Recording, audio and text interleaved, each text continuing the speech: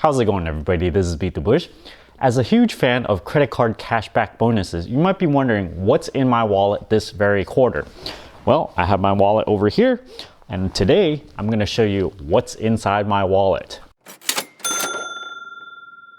First thing is, I still have a bunch of cash from my Facebook Marketplace sales right here. So let me take those out. The first thing you'll realize is I have a little cheat sheet over here. Why do I use a paper cheat sheet instead of an app? Because a piece of paper never runs out of battery. And if I open my wallet, because I'm gonna open it anyway to pay with my credit card, I can easily go over here and look at it instead of taking out my phone, looking at it, and then taking out my wallet. So to me, this is a lot faster. Notice that I make my cheat sheet big enough so that I can easily just kind of pull it out like this.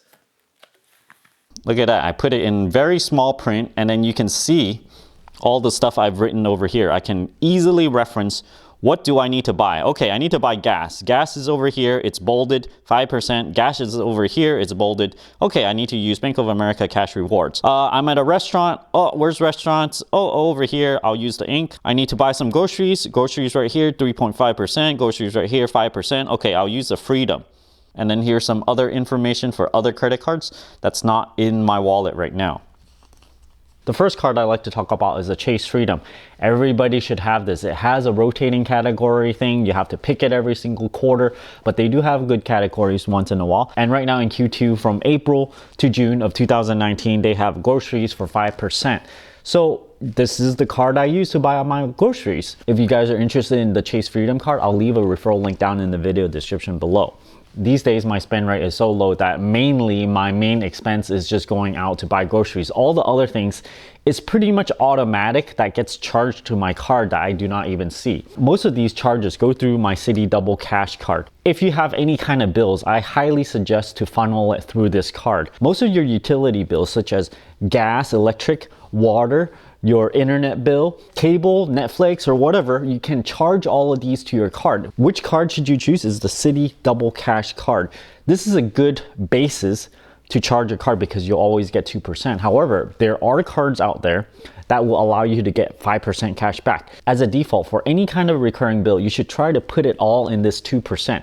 Most people have, let's say, about $500 worth of recurring expenses every single month. I personally have car insurance, internet, health insurance, all on this Double Cash card. And it could be $500 worth, and 2% of that is already $10 cash back. So the fact that you put all this by default on this card, you are by default, again, going to earn $10 cash back by not doing anything additional every single month. Now, let me talk about the theory behind swapping it over to another card that has 5% cash back for utilities. Sometimes this might happen. Sometimes you might get a Chase Freedom card that have 5% cash back on utilities. Sometimes I have a US Bank Cash Plus card that will also get 5% cash back on utilities.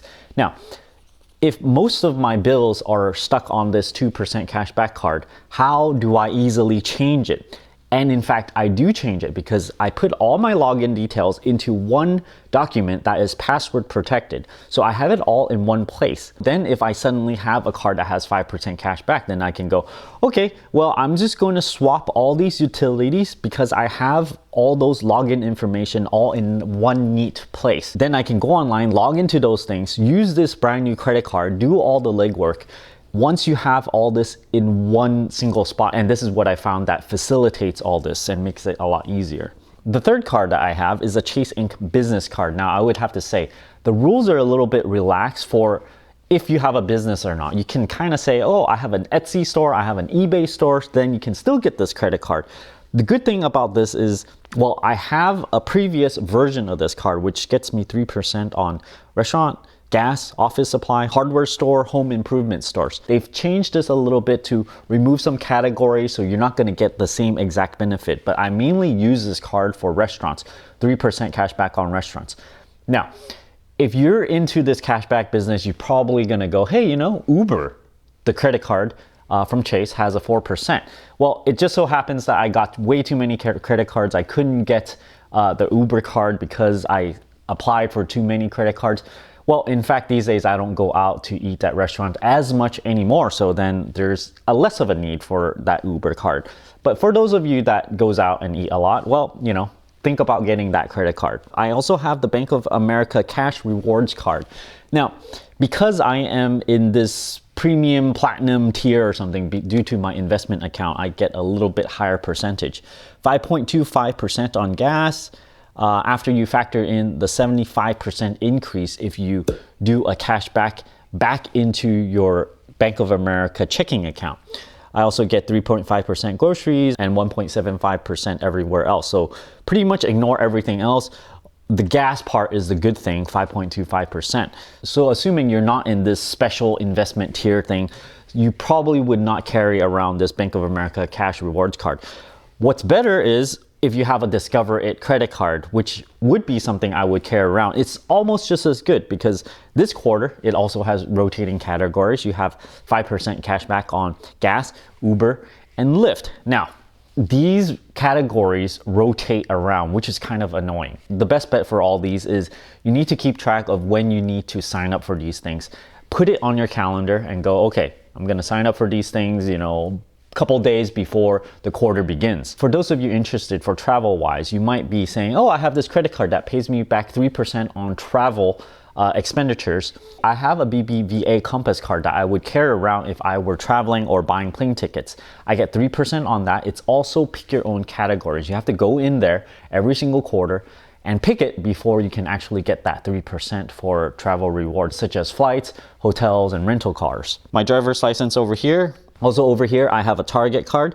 Sometimes I'd go to Target. These days, I go to Target a lot less often.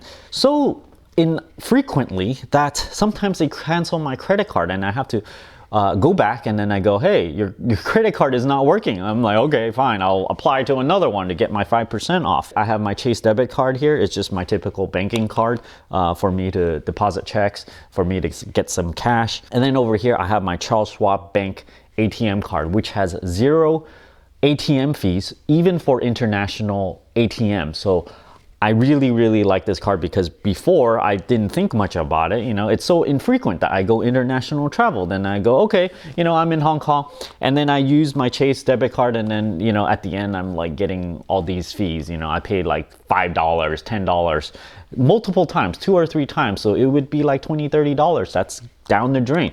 So now, last time I used this Schwab Bank ATM card, I use it over in Barcelona, and yeah, they do credit you. Initially, what happens is they charge you the ATM fee, and then at the end of the month, then they'll go, okay, we're gonna credit you. So you actually do have to watch out that they do credit you.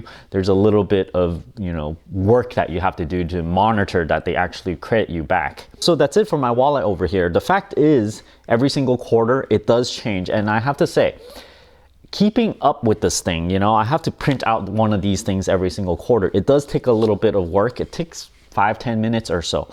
And it takes a little bit of brain power to do this and to go, okay, what's the category for Freedom? What's the category for Discover Card? And I also have, what's the category for BBVA, which is something I have to pick all the time. There's the US Bank Cash Plus, which is also something I have to pick all the time.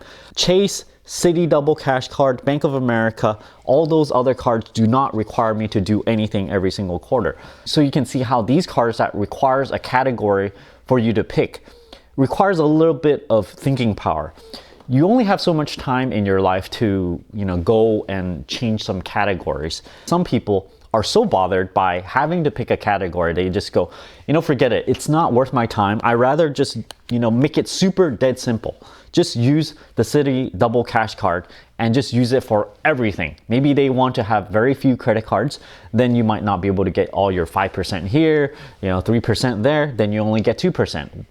Fine. You get half as much, a little, 40% as much as someone else. This is okay because I think as a default, you should probably get at least 2% for every single thing that you ever buy.